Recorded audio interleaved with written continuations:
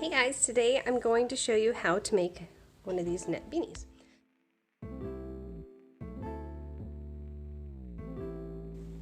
If you visit my blog, you can find the full pattern with a free PDF download. So if you want to go hop on over to my blog, there's a link in the description and grab a copy of the PDF.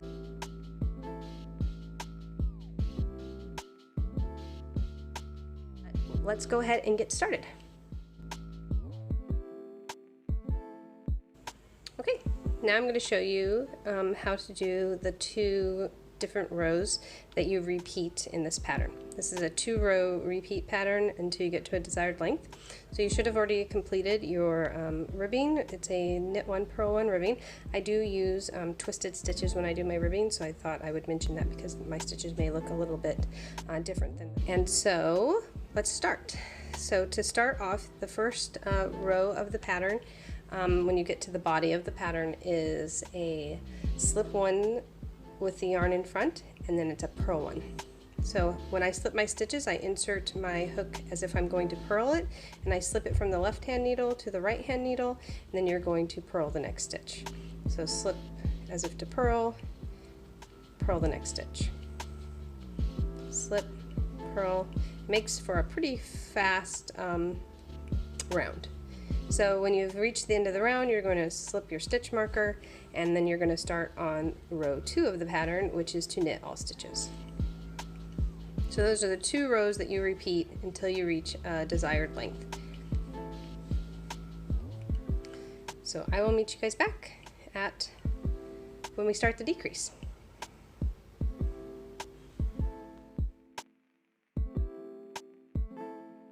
Okay, so now we're ready for our decrease. So you want to have completed rounds 8 and 9 in the pattern and had completed round 9 of the repeat rounds, so that you're starting on a knit round.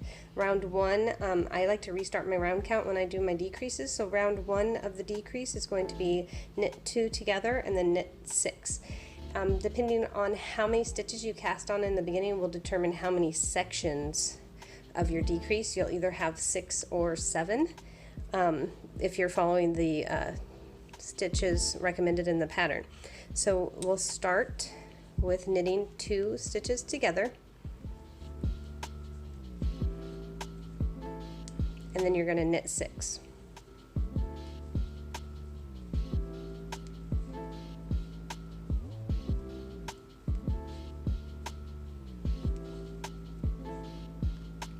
One thing I like to do is I like to use stitch markers so that after my initial round I don't really have to count. I just know that whenever I knit my 2 together, then I knit the stitches until I get to the stitch marker, and then I always knit 2 together on the odd rounds, which are all going to be the decrease rounds. So you decrease every other round in this pattern.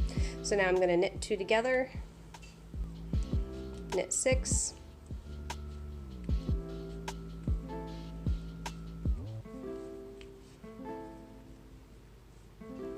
and I'm going to place another marker, and I'm just going to keep doing that until I get to the end.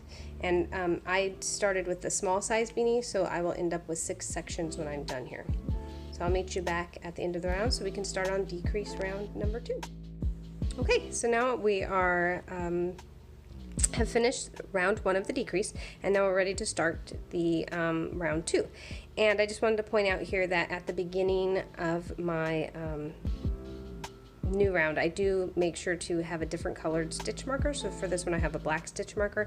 That way I know when I reach the end, and we'll know when to start the new round. So round 2 for this pattern is where you're going to slip 2 with yarn in front, and then you're going to purl 1.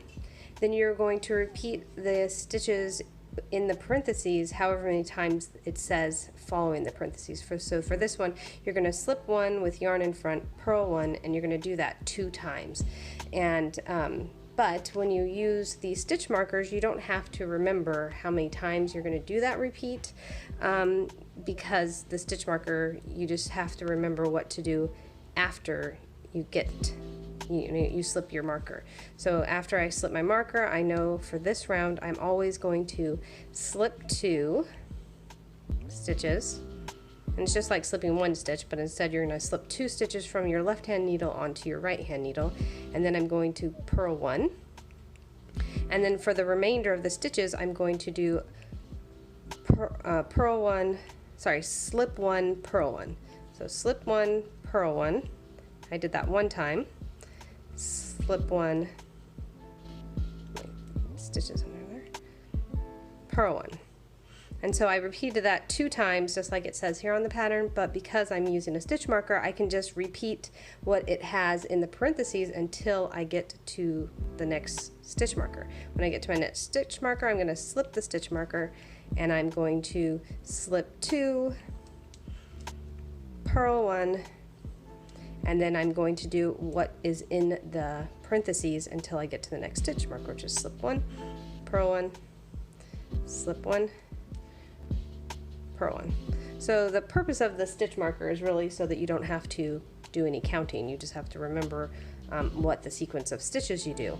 And then I've slipped my stitch marker. I'm going to slip 2 and purl 1, and then I'm going to slip 1, purl 1, slip 1, purl 1. And you'll repeat that for each section until you get to the starting stitch marker. Okay, so now we're back at the beginning, and we're going to be starting our round 3 of the decrease. So for this one, you'll see in the pattern that it says to knit 2 together, knit 5, and you're going to repeat that sequence all the way around. So for each section, basically, where you have, if you're using your stitch markers, you won't need to count your knit stitches. All you have to remember is that after you slip the stitch marker, you want to knit 2 together and then knit until you get to the next stitch marker. So for this one, we're going to slip our beginning stitch marker, and then you're going to knit 2 together. So you're going to insert your hook onto the left side of 2 stitches and just knit them as you normally would, but both together at the same time. And then you're going to knit 5, or if you have stitch markers placed like I do, you're going to knit until you get to the next stitch marker. Then when you reach your stitch marker, you slip it, and you're going to repeat that sequence again. So you're going to knit the first 2 stitches together and then knit 5. So I will go ahead and meet you guys back at the end when we're going to start decrease round number 4. Okay, so now we're back at the beginning, and I've finished my decrease round 3, and decrease round 4 is just pretty much the same thing as the regular round 9 in the pattern. You're going to slip 1 with yarn in front, purl 1, you're going to repeat that all the way around. You don't really have to, the sections, you're doing the same thing all the way around, so you don't have to worry too much about the sections here. So we're going to bring our yarn in front, we're going to slip 1, purl 1, slip 1, purl 1, slip 1, purl 1, and then just slip your marker and keep going. And you're going to repeat that all the way till you get to the end. Alright, so now I'm finished my decrease round 4, and you get to just continue on with the pattern. The remaining rounds are very similar to rounds 1 through 4, so I don't think I need to show a video of that, but I did want to show you that if it ever becomes too tight for you to knit on the circular needle, one technique which I use is to transfer my stitches onto double pointed needles. And when I do that, I just transfer my stitches and I do it evenly. So for my first one, I'm going to set aside my stitch marker from the first round, and I just transfer my stitches.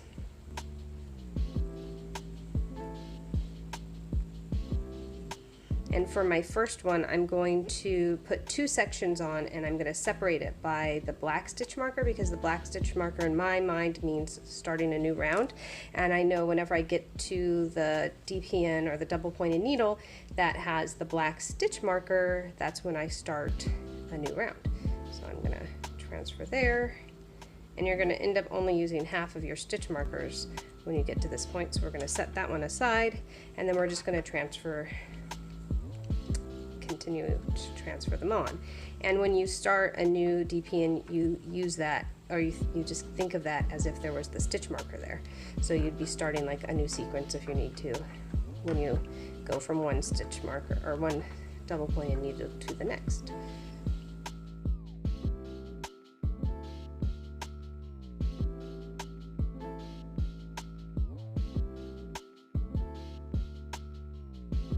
So then when you are ready to start your new round, on round 5 you're going to be knitting 2 stitches together.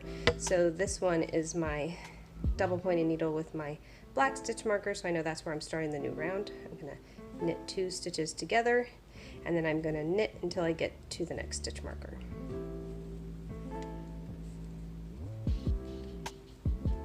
Then you're going to slip your stitch marker and you're going to repeat knit 2 together, knit to the end of the double pointed needle here,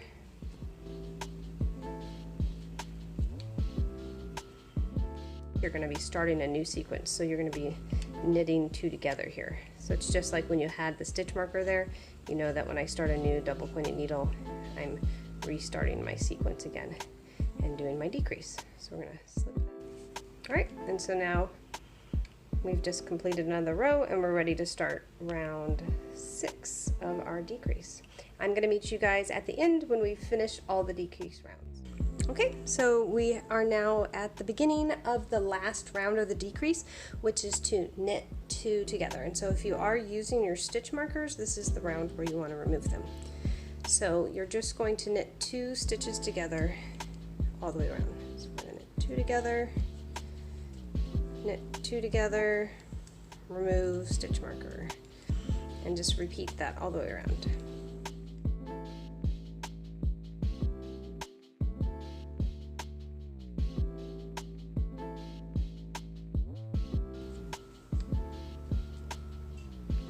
Okay, and when you get to the double pointed needle that doesn't have a stitch marker, you know you're back at the beginning. So there's a couple ways that you can cast off and cinch close your beanie. The way that I normally do is I use a crochet hook, and I go from the last DPN and I transfer all of my stitches onto the crochet hook and draw the yarn through. It's just a really quick way to do it. I just kind of move my double pointed needle and I go from like the opposite side so that my yarn is going to keep going in the same direction that I would have been knitting in.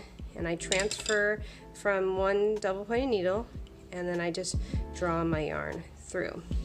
And I repeat that for all of the double pointed needles until all of my stitches are gone. But another way you can do it, if you are either still using your circular needle or you don't have a crochet hook, you can just knit them off. So you would knit the stitch and pull the yarn through. So knit the stitch, pull the yarn through.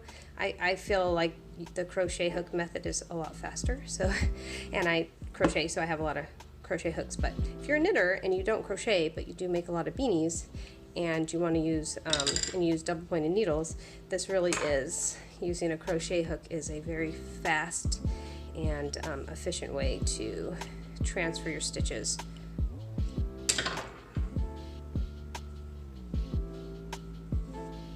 And I usually, after I've done and gotten all of the stitches knit off, I go back through and I like to, you know, have my tail yarn just kind of go through a few more stitches. I can get that one, that one's kind of tight. And then you cinch it closed.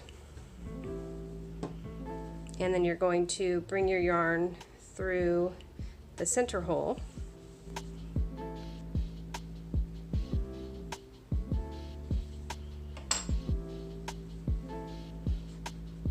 And that's the decrease there.